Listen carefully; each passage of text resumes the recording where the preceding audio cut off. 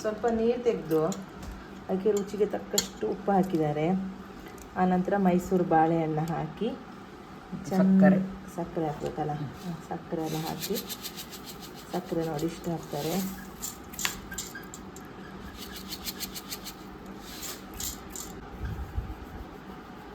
ಸ್ವಲ್ಪ ಅಪ್ಪ ಖಾರ, ಚೆನ್ನಾಗಿ ಕಲಸಿ ಚೆನ್ನಾಗಿ ಒಮ್ಮೆ ಕಲಿಸ್ಬೇಕು. ಇದ್ದಾರೆ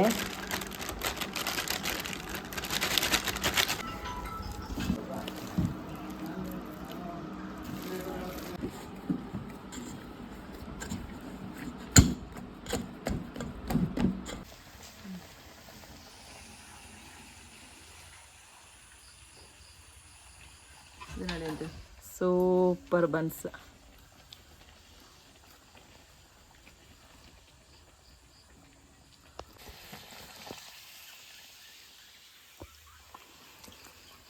ಬನ್ಸು ಸೂಪರ್ ಆಗಿದೆ.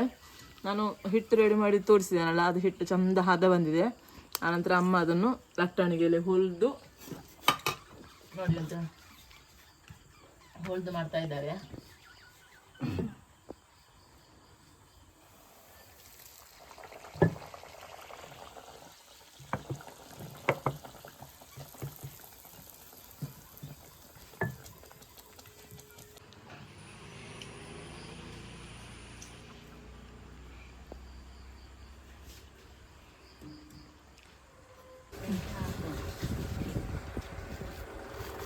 ತಿಂತೇನೆ, ಬಿಸಿ ಬಿಸಿ ಉಂಟು.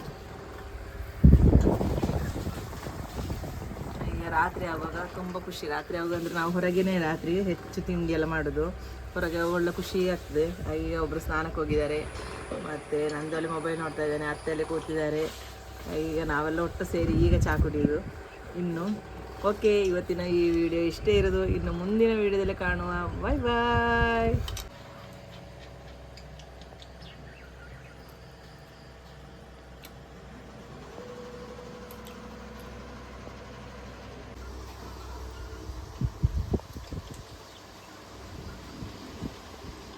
ಒಳ್ಳೆ ಉಂಟಾ ಅರ್ಜು? ಟೇಸ್ಟ್ ಉಂಟಾ? ಹಾಂ